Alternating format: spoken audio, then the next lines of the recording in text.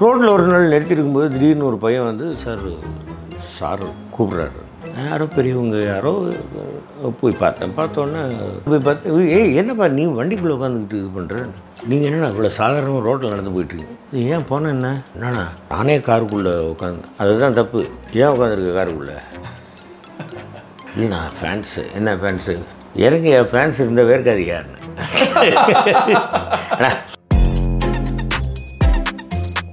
Mister gold sunflower oil, அளவிலும் தரத்திலும் no compromise.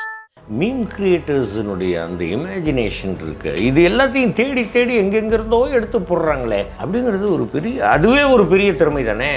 நிச்சயமா ரொம்ப ஆச்சரியமான ஒரு விஷயம். என்னை விட இவனுடைய மனைவி மகள் இவங்க தான் வந்து ரொம்ப எனக்கு அவார்டு கிடைக்கணும்ட்டு அனுதினமும் ப்ரே பண்ணிக்கிட்டு இருந்தாங்க ஆண்டவன்ட்ட. அதே மாதிரி ஆண்டவன் அருள் எனக்கு கிடைச்சிருக்கு. அந்த மொமெண்ட், அந்த க்ஷணம்னு சொல்லுவாங்கல்ல, அந்த நேரம் உங்களுக்கு எப்படி இருந்தது? நேஷனல் அவார்டுங்கிறது எனக்கு தேசிய அளவில் நான் அங்கீகரிக்கப்பட்டிருக்கிறேன் அப்படிங்கிற ஒரு அவார்டு, மகிழ்ச்சி.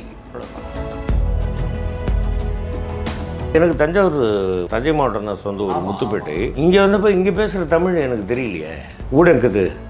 ஊடங்குதுன்னு புரியலண்ணா. ஊடு எங்கேக்குதுப்பா, எங்கே இருக்குன்றது எங்குதுன்னு கேட்குறீங்களா நீங்கள்? நாத்தா தான் கேட்குறாங்க. குந்து இப்படி இதெல்லாம் ரொம்ப வேடிக்கையாக இருக்கு. ஏன் போட்டு இருக்கக்கூடாது, என்ன போட்டு இருக்க வேண்டும், ஓ போட்டு இருக்க வேண்டும்.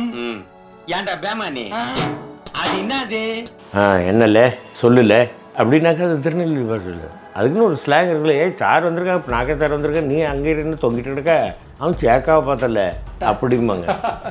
லாந்தங்களுக்கு கூவனக்கா நிற்கான் அப்படிம்பாங்க. இதெல்லாம் இருக்கு இல்லையா, அந்த ஸ்லாங் வரணும். ரொம்ப அப்படியே சார் சுகர் சார் முடியல சார் அப்படின்ட்டு கையெல்லாம் நடுங்குது சார் எனக்கு சுகர் இல்லை அப்படின்ட்டு பணம் வேணும் 100 ரூபா கொடுத்தேன். வாங்கிட்டு நேராக ஒயின் ஷாப்புக்கு போகிறாரு. அதுலேருந்து தான் சார் நான் காசு கொடுக்குறதில்ல. அதனால் என்ன பல பேர் சொல்லுவாங்க, ஏதோ ஒரு பேட்டியில் கூட சொல்லியிருந்தாங்களே இவர் பெரிய கஞ்சர், நான் சம்பாதிக்கிறது பூரா இந்த மாதிரி. பார் college of engineering and technology 23 வகையான பொறியியல் படிப்புகளை வழங்குறாங்க. 9443792222க்கு கால் பண்ணுங்க. ஜெயச்சந்திரனின் அடடா ஆடியோ ஆஃபர் 5 முதல் 70% வரை டிஸ்கவுண்ட். இந்தியா கிளிட்ஸ் பிரசன்ஸ் கட்டுறது சினிமா வித் ருக்ஷாந்தில் இன்னைக்கு வந்து ஒரு மிக முக்கியமான ஒரு நாள், மிக முக்கியமான ஒரு கலைஞனு கூட ஒரு சந்திப்பு அப்படிங்கிற மாதிரி சொல்லலாம். நடிப்பு சித்தர்னு எல்லாராலையும் அன்போடு அழைக்கப்படுற திரு எம்.எஸ். பாஸ்கர் சார் தான் நம்ம கூட இருக்காரு. சார் வணக்கம். இந்தியா கிளிட்ஸ் நேயர்கள் எல்லாருக்கும் என்னுடைய பணிவான வணக்கங்கள். எவ்வளவோ பெரிய பெரிய ஜாம்பவான்கள் இருந்திருக்கிறாங்க. எம்.ஆர். ராதா அப்பா இருந்திருக்காங்க, பாலையாப்பா இருந்திருக்காங்க, சுப்பையாப்பா இருந்திருக்காங்க, எஸ்.வி. ரங்காராவ் ஐயா இருந்திருக்காங்க. அந்த மாதிரியெல்லாம் அவங்களெல்லாம் சொன்னால் அவர்களை தொழக்கூடியவன் நான் அப்படிங்கிற ஒரு சித்தருங்கிறத விட பக்தர்னு சொல்லுங்கள். முதல்ல ஒரு மிகப்பெரிய வாழ்த்துக்கள் இந்தியா கிளிட்ஸ் சார்பாகவும் என் சார்பாகவும் கோடான நன்றி. நான் வந்து நன்றி சொல்லணும்னாக்கா ஒரு பெரிய எல்லாரையும் சொல்லணும். நான் இந்த விருதை வழங்கிய அந்த விருதுக்கு என்னை தேர்வு செய்த அந்த கமிட்டியினுடைய ஜூரிஸுக்கும், அதற்கு வந்து எனக்கு மெயினான காரணமாக இருந்த என்னுடைய அன்பு மகன் பார்க்கிங் இயக்குனர் ராம்குமார் பாலகிருஷ்ணன் அவர்களுக்கும், முதல்ல வந்து நீங்கள் நிச்சயமாக இந்த படத்துக்காக வந்து உங்களுக்கு நேஷ்னல் அவார்டு கிடைக்கும் சார்னு சொன்ன தயாரிப்பாளர் தம்பி சினீஷ் அவர்களுக்கும் என்னுடைய நன்றிகள். இப்போ பார்க்கிங் படம், அந்த படம் மூலயமா கிடைச்ச அந்த விருதில் உங்களுடைய பல எக்ஸ்பிரஷன்ஸ் வந்து மீம் டெம்ப்ளேட்டாக மாறி இருக்கு. நீங்கள் வந்து இப்படி முறைச்சி இப்படி வந்து பார்க்குறதா இருக்கட்டும் சரி, இல்லாட்டி நீங்கள் பேசுகிற ஒரு டயலாக்ல இருந்து ஹரிஷ் கல்யாணம் வந்து கிளைமேக்ஸில் நீங்கள் வந்து அவர் கூட ஃபேஸ் ஆஃப் பண்ணுற விதத்துலேருந்து எல்லா அந்த எக்ஸ்பிரஷன்ஸையும் வந்து மக்கள் நோட் பண்ணி அந்த மீம்ஸாக போடுறாங்க. அதில் நீங்கள் ரொம்ப ரசித்து ஏதாவது ஒரு விஷயத்த சொல்ல முடியுமா? நான் அது எல்லா விஷயத்துலையும் நான் யோசிக்கிறேன். மீம் கிரியேட்டர்ஸினுடைய அந்த இமேஜினேஷன் இருக்குது, இது எல்லாத்தையும் தேடி தேடி எங்கெங்கிருந்தோ எடுத்து போடுறாங்களே அப்படிங்கிறது அதுவே ஒரு பெரிய திறமை தானே. நிச்சயமா ரொம்ப ஆச்சரியமான ஒரு விஷயம். அந்த மாதிரி வந்து என்னை வந்து கிரிட்டிசைஸ் பண்ணுறவங்களையும் நான் விரும்புவேன். ரைட். அப்போ அதுவும் வந்து இறைவனை நிந்திப்பவர்களும் இறைவனை வந்து நேசிப்பவர்கள் வணங்குபவர்களுக்கு ஈக்குவல் தானே. அப்போ சில பேர் சொல்லுவாங்க, நீங்கள் கடவுளையாவது நம்ம காலையில் வணங்கிட்டு நம்ம போயிடுறோம்டா, ஆனால் இறைவன் இல்லைங்கிறவன் எப்பவுமே இறைவன் நினச்சிக்கிட்டு இருக்கான்டான்னு அப்படின்னு சொல்லுவாங்க. அந்த மாதிரி வந்து விஜயகாந்த் அண்ணா வந்து சொன்னார் இல்லையா, வாழ்க வசவாளர்கள். நான் பேரறிஞர் அண்ணா சொன்னதை வந்து விஜயகாந்த் அண்ணா சொன்னார் இல்லையா, அந்த மாதிரி வந்து திட்டவர்கள் திட்டட்டும், போற்றினால் போற்றுபவர்கள் போற்றட்டும், போற்றுவார் போற்றலும் தூற்றுவார் தூற்றலும் போகட்டும் கண்ணனுக்கேன்ற மாதிரி தான் சார். நாம் நம்முடைய கடமையை செய்வோம். நான் எல்லாத்துலேயும் சொல்கிறது தான், கடமையை செய், பலனை எதிர்பார்க்காதே, அதை நான் உனக்கு தருவேன் அப்படின்னு பகவான் ஸ்ரீகிருஷ்ணர் சொன்ன மாதிரி நான் பாட்டுக்கு என் வேலையை பார்த்துக்கிட்டு இருக்கேன் சார். அவார்டு வருதா சந்தோஷம், வரவில்லை என்றால் வருத்தம் இல்லை அப்படிங்கிற ஒரு கொள்கையில் தான் இருந்தேன். இது வந்து அவார்டு கொடுத்துருச்சு. என்னை விட இவனுடைய மனைவி, மகன், மகள் இவங்க தான் வந்து ரொம்ப எனக்கு அவார்டு கிடைக்கணுன்ட்டு அனுதினமும் ப்ரே பண்ணிக்கிட்டு இருந்தாங்க ஆண்டவன்கிட்ட. அதே மாதிரி ஆண்டவன் அருளில் எனக்கு கிடைச்சிருக்கு. எனக்கு வந்து கமல் சாரோடைய பாட்டு தான் சார் ஞாபகம் வந்தது உங்களை பற்றி நான் யோசிக்கும் போது. அதாவது அதில் சொல்லியிருப்பாரு இந்த மாதிரி, ஆடாத மேடை இல்லை, போடாத வேஷம் இல்லை, சிந்தாத கண்ணீர் இல்லை, சிற்பிக்கும் பஞ்சம் இல்லை அப்படின்னு. தேசிய விருது அறிவிக்கும் போது கூட நீங்கள் வந்து இன்னொரு படத்துடைய படப்பிடிப்பில் இருந்தீங்க. அந்த வீடியோ கூட நான் காலைல பார்த்தேன்னு உங்கள்கிட்ட சொல்லியிருந்தேன். அந்த நேரம், அந்த மொமெண்ட், அந்த க்ஷணம்னு சொல்லுவாங்கள்ல, அந்த நேரம் உங்களுக்கு எப்படி இருந்தது? மகிழ்ச்சின்னு சொன்னேன், வேற ஒன்றும் இல்லை. அதாவது மக்கள் வந்து இந்த அளவுக்கு என்னை அங்கீகரித்து, இந்த கேரக்டரை இவர் ஒழுங்காக நடிப்பார் அப்படின்னு வந்து இயக்குநர்கள் என்மேல் நம்பிக்கை வைத்து, எனக்கு அந்த படப்பிடிப்பில் வந்து எந்த படப்பிடிப்பாக இருந்தாலும் எனக்கு உறுதுணையாக இருக்கக்கூடிய எல்லோருடைய ஒரு அன்பும் ஆதரவும், அதுவெல்லாமே எனக்கு அவார்டு தானே ஆரம்பத்துலேருந்து கிடச்சிக்கிட்டு இருக்கிறது. அதே மாதிரி நேஷ்னல் அவார்டுங்கிறது எனக்கு தேசிய அளவில் நான் அங்கீகரிக்கப்பட்டிருக்கிறேன் அப்படிங்கிற ஒரு அவார்டு. மகிழ்ச்சி, அவ்வளோதான். என்றைக்குமே அண்ணா அண்ணான்னு நீங்கள் அன்போடு அழைக்கிறவர் தான் நம்ம கலைஞானி கமல் சார். அவரே சொல்லியிருக்காரு, இன்னொரு பாதி அப்படின்னு சொல்லி உங்களை வந்து ஒரு வார்த்தைகள் அதை வந்து இது பண்ணார். அவர் நீங்கள் அவர்கிட்ட இந்த விஷயத்தை பகிர்ந்துக்கும் போதும், அவர்கிட்ட உங்கள்கிட்ட பேசும்போதும் என்ன மாதிரி சார் இருந்தது? அண்ணா வந்து எனக்கு மூர்த்தியை நான் ஃபோன் பண்ணி இது மாதிரி சார் பேசணுன்றாங்க. ஃபோன் பண்ணாங்க. ஃபோன் பண்ணிட்டு இது மாதிரி வாழ்த்துக்கள் பாஸ்கர், ரொம்ப நல்லா இருந்தது, நான் இனிமேல் தான் இந்த படம் பார்க்க போகிறேன், இன்றைக்கி தான் பார்க்க போகிறேன் அப்படின்னா அந்த க்ரூ, அந்த இயக்குனர், தயாரிப்பாளர் இவங்களெல்லாம் கூப்பிட்டு பாராட்டியிருக்காங்க. அப்போவும் என்னை பற்றி நிறையா சொல்லியிருக்காங்கன்னு கேள்விப்பட்டேன். அண்ணா வந்து எப்படின்னு கேட்டிங்கன்னாக்க, நல்ல பர்ஃபார்மன்ஸ் பண்ணுறவங்கள ரொம்ப விரும்புவார். அதே மாதிரி வந்து தேடி தேடி இந்த கேரக்டருக்கு இவர் தான் வேணும், அந்த கேரக்டருக்கு அவர் தான் வேணும்னு ஒரு மைண்டில் ஓடி, சினிமாவை தவிர வேறு சிந்தனை கிடையாது. இன்றைக்கி வேணால் அவங்க வந்து அரசியலில் போய் ராஜ்யசபா எம்பி ஆகிருக்கலாம், அது வேறு. ஆனால் அப்போவும் அவங்களுக்கு அந்த சினிமான்ற ஞாபகம் விலகிடாது. நிச்சயமாக எல்லா சப்ஜெக்டும் தெரிந்தவர்.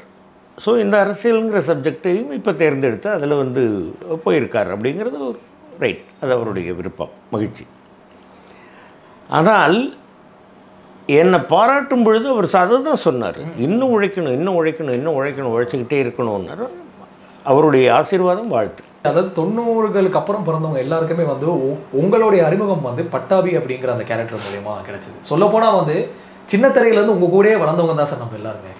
பாஸ்கர் சாரை வந்து ஒரு வீட்டில் இருக்க ஒரு ஆளாக தான் வந்து பார்த்து நிறைய பேர் வந்து உங்ககிட்ட சமயத்தில் பேசுறது உண்டு. இந்த மாதிரி நேரங்கள்லாம் வந்து அது எப்படி சார் இருக்கும் அந்த அன்பு? எனக்கு தெரிஞ்ச ஒரு பையன், ஒரு யாரும் பேர் வேண்டாம், ஒரு சீரியல் 2 சீரியல் தான் பண்ணிக்கிட்டு இருந்தப்பல, நான் அப்போவே நிறைய படம் டானாக்காரன்லாம் பண்ணிட்டேன். நான் ரோட்டில் ஒரு நாள் நிறுத்திருக்கும்போது திடீர்னு ஒரு பையன் வந்து, சார் கூப்பிட்றாரு. யாரோ பெரியவங்க யாரோ போய் பார்த்தோன்னே கண்ணாடி இறக்கிட்டு, அண்ணா காருக்குள்ளே வாங்கன்னு. எனக்கு தெரியல யாருன்னு. ஓகே, காருக்குள்ளே போய் பார்த்து, ஏய் என்னப்பா நீ வண்டிக்குள்ளே உட்காந்துக்கிட்டு இது பண்ணுறேன்னு, நீங்கள் என்னென்னா இவ்வளோ சாதாரணமாக ரோட்டில் நடந்து போயிட்டுருக்கீங்க, ஏன் போனேன் என்ன, ஏன் கடைக்கு போகணும்ப்பா, ஒரு டீ சாப்பிட்லான்ட்டு போயிட்டுருக்கேன். என்னண்ணா நானே காருக்குள்ளே உட்காந்து, அதுதான் தப்பு, ஏன் உட்காந்துருக்க காருக்குள்ளே? இல்லைண்ணா ஃபேன்ஸு. என்ன ஃபேன்ஸு? எனக்கு என் ஃபேன்ஸ் இருந்தால் வேர்க்காது யாருன்னு. அண்ணா சும்மா இருக்கண்ணா, தொந்தரவு பண்ணுவாங்கண்ணா. அப்படி நீ நினச்சினாக்க நீ ஒன்றுமே பண்ண முடியாது தம்பி, மக்கள்கிட்டேருந்து நீ வேறுபட்டு போகாது, நீ இருந்துக்கோ, நீ கேமராவுக்கு முன்னாடி தான் நீ நடிகன், மற்றபடி அப்போ நீ உன் உடம்பு சரியில்லைன்னா ஹாஸ்பிட்டலுக்கு போக மாட்டியா, டாக்டர்கிட்ட பார்க்க மாட்டியா? டாக்டரும் மக்கள் ஒருத்தர் தானே இல்லையா? நிச்சயமா. அதெல்லாம் இப்போ நீங்கள் ஏர்போர்ட் போகிற, எங்கேயா வெளியூருக்கு போகிறோம், அப்போ நீங்கள் யாரையுமே உன்னை பார்க்கக்கூடாதுன்னு இப்படி இல்லை ஃபுல்லாக இரும்பு கவசம்லாம் போட்டு போய் அதெல்லாம் சும்மா போகிறேன். நான் இப்போ காலையில் போய்ட்டு நான் எங்கள் வீட்டுக்கு தேவையான பொருள் நானும் போய் வாங்கிட்டு வரேன். அதுக்குன்னு ஒரு ஸ்கூட்டி வச்சுருக்கேன், புல்லட் வச்சுருக்கேன், நான் அதில் போவேன், எதில் நினைக்கிறேன்னா அந்த வண்டியில் போவேன். அதெல்லாம் ஒன்றும் இல்லை சார், நம்ம சாதாரண மனிதர்கள் தான் சார். நம்ம மற்றவர்கள்டேருந்து வேறுபட்டு போனோம்னா தான் மற்றவர்கள் நம்மை வேறாக நினைப்பார்கள், இவர் நடிகர் என்று நினைப்பார். இல்லைன்னாக்கா எல்லோரும் இப்போ நீங்கள் சொன்ன மாதிரி அவங்க வீட்டு மனுஷனாக தான் நினைப்பாங்க. அப்படி நினைப்பது தான் எனக்கு வந்து மிகப்பெரிய பாக்கியமாக நான் நினைக்கிறேன். இந்த கேள்வியை நான் எதுக்காக கேட்டேன் அப்படின்னா, நீங்கள் பல பேட்டிகள் ஒரு விஷயம் சொல்லியிருக்கீங்க.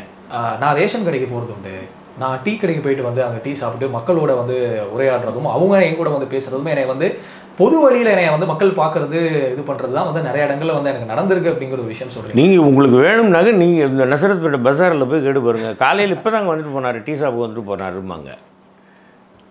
அதெல்லாம் ஒன்றும் இல்லை சார், நான் எங்கள் வீட்டுக்கு தேவையான பொருள்லாம் நான் தான் போய் வாங்குவேன். எல்லா வேலையும் நான் பண்ணுவேன் சார். அதுதான் எனக்கு வந்து வேலை இருந்துக்கிட்டே இருக்கணும், அப்போ தான் நான் சுறுசுறுப்பாக இருப்பேன். ஆரம்ப காலகட்டத்தில் விசுவையா அவர்கள் வந்து அவர் நிறைய படங்களில் வந்து உங்களை பயன்படுத்தினார். அவருடைய அறிமுகம் வந்து உங்களுக்கு எப்படி அமைஞ்சது? எப்படின்னாக்க எங்கள் சிஸ்டர் வந்து ஒரு பெரிய டப்பிங் ஆர்டிஸ்ட். ஆமாம், அவங்க கூட போகும்பொழுது நானும் அவங்க போயிட்டு அது சம்சாரம் அது மின்சாரம் அந்த படம் வந்து அவங்க இது. அதுக்கு முன்னாடி வந்து திருமதி ஒரு வெகுமதின்னு ஒரு படம் எடுத்தாங்க அண்ணா. அதில் ஒரு காலேஜ் ஸ்டூடெண்ட் கேரக்டராக நான் நடித்தேன். அப்போலேருந்து அண்ணா மன்னி அப்படி அவங்க வீட்டில் நான் திடீர்னு போவேன். கீழ்ப்பாக்கத்தில் அவங்க வீடு இருந்தது. போகும்போது திடீர்னு வீட்டுக்குள்ளே நுழைவேன். என்ன பாஸ்கர் ஒன்றும் இல்லை, நான் வந்தேன், நான் இந்த பக்கம் பசிக்குதுண்ணா, போ மன்னிட்டு போய் என்ன வாங்கி சாப்பிடு அப்படிம்பாங்க. அந்தளவுக்கு அவங்க இந்த கொரோனா பீரியடில் அவங்க தவறி போனதுனால என்னால் போக முடியல. ஆனால் நான் இப்போவும் மன்னிக்கிட்ட பேசிக்கிட்டு தான் இருக்கேன். அவங்க வந்து நம்ம குடும்பத்தில் மூத்த அண்ணா மாதிரி. அதே மாதிரி ராதாரவிண்ணா அவங்களும் நமக்கு நம்ம குடும்பத்துக்கு அவங்க வந்து மிகப்பெரிய உதவிகள்லாம் பண்ணியிருக்கிறாங்க. என்ன சப்போர்ட் பண்ணாலும் உங்களுடைய முயற்சி இல்லை என்றால் நீங்கள் முன்னேற முடியாது சார். இறைவனுடைய அனுகிரகம் வேணும், உங்களுடைய கடுமையான விடாமுயற்சி வேண்டும், கடுமையான உழைப்பு வேண்டும். இப்போ ஒருத்தங்க சப்போர்ட் பண்ணுறாரு, என்ன ஒருத்தர் இப்போ ஆரூர்தாஸ் ஐயா வந்து டப்பிங் கூப்பிட்டாங்க, பரணி சார் மருதபரணி சகோதரர் அவங்க வந்து டப்பிங்க்கு கூப்பிட்றாங்க. நான் இவங்க என்ன சப்போர்ட் பண்ணுறாங்கங்கிறத நான் அங்கே போய்ட்டு ஏனோ தானோன்னு உட்காந்துக்கிட்டு இருந்தேன். என்ன சரியாக வருமா? உழைக்கணும் சார், உழைக்கணும், உழைச்சிக்கிட்டே இருக்கணும் அப்படிங்கிறது தான். அது வறுமையை தாண்டி வந்த ஒரு வாழ்க்கை இருந்தது இல்லை சார், அது இப்போ நினைக்கும் போது எப்படி? தம்பி, வளமையாக இருக்கும் பொழுது நம்ம இப்போ ரசிக்கிறோம் இல்லையா, அதே மாதிரி வறுமையையும் ரசிக்கணும். வயிறு எந்த நேரமும் ஃபுல்லாக இருந்ததுனாக்க நீங்கள் மற்றவர்கள் மேல் அக்கறை கொள்ள மாட்டீர்கள். பிறக்கும் பொழுது நான் வந்து ஒரு பெரிய பணக்காரரின் மகனாகத்தான் பிறந்தேன். ஆனால் அதற்கு பிறகு சில குடும்ப சூழ்நிலைகள், அதனால் நான் இந்த இண்டஸ்ட்ரிக்கு வந்து போராடும் பொழுது நான் வந்து அந்த அதுக்காக நான் வந்து பட்டினி கிடந்தேன், தெருவில் படுத்தேங்கிறதெல்லாம் இல்லை, அதெல்லாம் போய் நான் அப்படிலாம் சொல்ல விரும்பலை. எனக்கு வீடு இருந்தது, வாசல் இருந்தது, அம்மா இருந்தாங்க, அப்பா இருந்தாங்க, ரைட்டு, ஓகே. ஆனால் எங்கிட்ட செலவுக்கு அந்த நேரத்தில் காசு கிடையாது. அதுக்கப்புறமா டப்பிங் நாங்கள் ஆரம்பத்தில் போகும்போது 5 ரூபா கன்வீனியன்ஸு. அந்த 5 ரூபாயே பெருசாக இருக்கும். ஏன்னாக்கா பஸ்ஸுக்கு 30 காசு தானே அப்போ, மீதி 4 ரூபா 70 பைசா இருக்கு இல்லையா? 70களில் ஒரு 70 இல்லை 80களில் இவ்வளோ பெரிய சமோசா வந்து 30 காசு தான் கொடுப்பாங்க. இன்றைக்கி ஒரு சமோசா 30 காசு வாங்க முடியுமா நீங்கள்? ஒரு டீ 15 காசு. என்ன, 1 கிலோ மட்டன் 58 ரூபா அன்னைக்கு. இன்றைக்கி 900 ரூபா. அதனால் வந்து வறுமையை உணர்ந்திருக்கிறேன். அதனால் வறுமையினால் வாடியதெல்லாம் இல்லை, அதெல்லாம் கிடையாது. அதெல்லாம் சும்மா நான் வந்து அப்படி இருந்தேன், எனக்கு 3 நாள் பட்டினியாக இருந்தேன், அதெல்லாம் கிடையாது. தூக்கம் இல்லாமல் ஒர்க் பண்ணியிருக்கேன். 4 நாட்கள் 96 மணி நேரம் கண்ணு முடிச்சு டப்பிங்கெல்லாம் பேசியிருக்கேன். அந்த நேரத்தில் அப்படி ஒரு வெறி. 4வது நாள் ஸ்கூட்டர் ஓட்டு வரும்போது கண்ணு தெரியல, மூடுது கண்ணு என்ன அறியாமல். அப்புறம் வீட்டுக்கு வந்து அன்றைக்கி ஒர்க்கு இல்லை, படுத்துட்டேன் நல்லா. அதனால் வந்து இன்றைக்கி ஆண்டவன் புண்ணியத்தில் நன்றாக இருக்கிறோம் நிச்சயமாக. அது ஒரு காலத்தில் வந்து இந்த அளவுக்கு இது உயர்வு இல்லை, செலவுக்கு பணம் இல்லாமல் இருந்திருக்கிறோம், அதெல்லாம் வேறு விஷயம். ஆனால் அதையும் ரசிக்கணும். அப்போ தான் நீங்கள் வந்து இப்போ வந்து வறுமையில் வாழக்கூடியவர்களை பார்த்தீர்கள் என்றால் அவர்களுக்கு உதவ வேண்டும் என்ற எண்ணம் வரும். ஆனால் உண்மையாக வறுமையில் வாடுகிறார்களா, நாம் அளிக்கும் பணமும் சரியான இடத்துக்கு தான் போகுதா அப்படின்றதெல்லாம் பார்த்து தான் கொடுக்கணும். ரொம்ப அப்படியே சார் சுகர் சார் முடியல சார் அப்படின்ட்டு கையெல்லாம் நடுங்குது சார், எனக்கு சுகர் இல்லை அப்படின்ட்டு பணம் வேணும் 100 ரூபா கொடுத்தேன். நான் ஒரு ரோட்டில் ஒரு சின்ன எங்கள் தெருமுனையில் ஒரு டீ கடை, ஒரு ஹோட்டல், அங்கே உட்காந்து சாப்பிட்டு வெளியே வந்து கை கழுவுறேன்.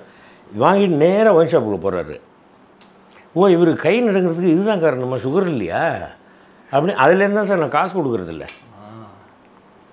என்ன மாத்திரை ப்ரிஸ்கிரிப்ஷன் கொடு, நான் வாங்கித்தரேன், 1 மாதத்துக்கு வாங்கித்தரேன். இல்லை சார் நீங்கள் காசு தர மாட்டேன். அதனால் என்ன பல பேர் சொல்லுவாங்க, ஏதோ ஒரு பேட்டியில் கூட சொல்லியிருந்தாங்களே இவர் பெரிய கஞ்சர், நான் சம்பாதிக்கிறது பூரா இந்த மாதிரி குடிக்கிறவங்களுக்கு கொடுத்துவிட்டு நான் வந்து இது பண்ணுவேன், அது தேவையில்லையே. அதனால் வந்து நிறைய அனுபவங்கள் இந்த மாதிரி, அதுதான் வாழ்க்கை.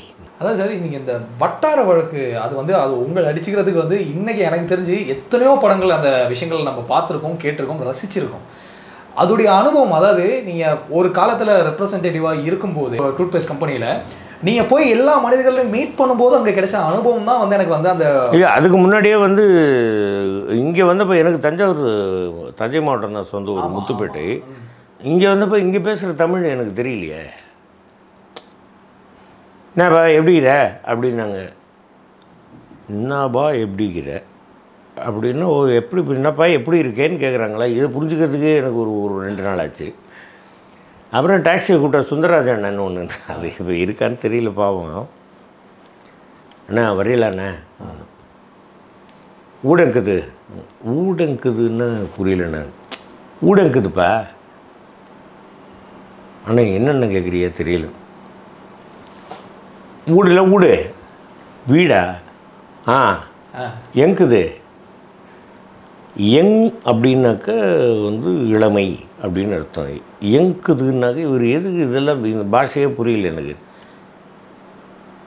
என்னென்னங்க ஊடு எங்குதுப்பா? ஓ எங்கே இருக்குன்றது எங்குதுன்னு கேட்குறீங்களா நீங்கள்? நாத்தா தான் கேட்குறாங்க. புந்து இப்படி இதெல்லாம் ரொம்ப வேடிக்கையாக இருக்கு அப்படின்ட்டு அந்த பாஷையை கற்றுக்க ஆரம்பித்தேன். அப்புறமா அந்த ரெப்ரசன்டேட்டிவாக போகும்போது வந்து திருநெல்வேலி பாஷை, அதுக்கப்புறமா அந்த மதுரைக்காரர்கள் பேசுவது, அப்புறமா கேரளத்தை சேர்ந்தவர்கள் பேசுவது, தெலுங்குக்காரர்கள் பேசுவது, இது எல்லாத்தையும் அதுக்கப்புறமா டப்பிங்கில் வந்து அப்படியே அதை ப்ராக்டிஸ் பண்ணேன். அப்படி தான். பர்டிகுலர் ஒரு படத்தில் சார் நீங்கள் விஜயகாந்த் சார் கூட நடித்த அந்த படத்தில் அது கஜேந்திரா கரெக்டு தெலுங்காரா பேசி வந்து ஒரு விஷயத்தை பண்ணியிருப்பீங்க சார். இன்னொன்று ஆச்சரியப்பட்டு பார்த்தது என்ன அப்படின்னா, ஒரு மலையாளியாக பேசி ஒரு படத்தில் வந்து இதற்குத்தானே ஆசைப்பட்டாய் பாலகுமார். ஆமாம், அது வந்து ஒரு இன்சூரன்ஸ் கம்பெனியில் வந்து பார்த்துட்டு அவங்க சொல்லிட்டாங்க, இந்த படத்தை பார்த்துட்டு சொல்லிட்டாங்களாம், அங்கே നമ്മുടെ കേരളത്തെ மலையாளியான அப்படின்னு அவங்க சொல்லிட்டாங்கன்னா, அங்கே ஒர்க் பண்ண ஒருத்தர் வந்து என்கிட்ட சொன்னார்.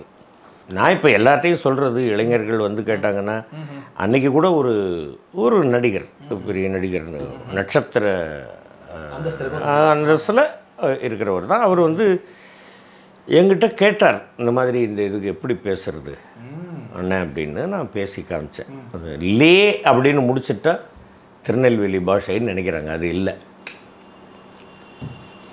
என்னல்ல சொல்லல அப்படின்னாக்கா அது திருநெல்வேலி பாஷை இல்லை. என்ன சொல்லு அப்படின்னா தான் அது வந்தால் தான் அது கரெக்டாக திருநெல்வேலி பாஷை. அதுக்குன்னு ஒரு ஸ்லாங் இருக்குல்ல, சார் வந்திருக்கா, இப்போ நாக்கே சார் வந்திருக்கேன், நீ அங்கே இருந்து தொங்கிட்டு இருக்க, அவன் சேக்காவை பார்த்தல அப்படிம்பாங்க. லாந்தகள் கூவனக்கா நிற்கான் அப்படிம்பாங்க. இதெல்லாம் இருக்கு இல்லையா, அந்த ஸ்லாங் வரணும். அது எல்லாத்தையும் நம்ம வந்து இன்னும் கற்றுக்கொள்ள வேண்டும்ங்கிற எண்ணம் இருக்குன்னு அவ்வளோதான்.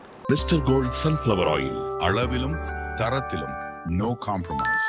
பார் college of engineering and technology 23 வகையான பொறியியல் படிப்புகளை வழங்குறாங்க. 9443792222க்கு கால் பண்ணுங்க. ஜெயச்சந்திரனின் அடடா ஆடியோ ஆஃபர் 5 முதல் 70% வரை டிஸ்கவுண்ட்.